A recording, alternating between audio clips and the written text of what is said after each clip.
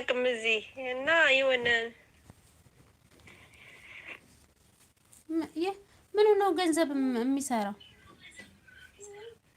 ስልሽ በቲክቶክ እኔ እንትን አልጠቀምበትም እና ዛሬ ነው የገባው። የት ነው የምትኖሪው? ሳውዲ።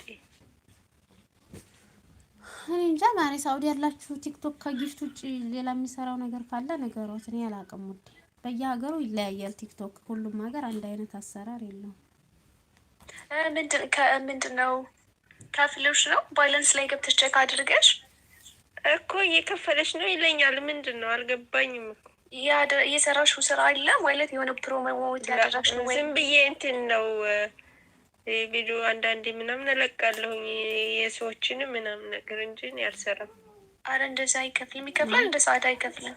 እኔ እንጃ አይመስለኝም። ምናልባት አሁን አንዳንድ ጊዜ ምን ይላል መሰለሽ ፔመንት ላይ ባላንስ ላይ ገብተሽ ቼክ ስታረጊ ለማውጣት ይሄን ያክል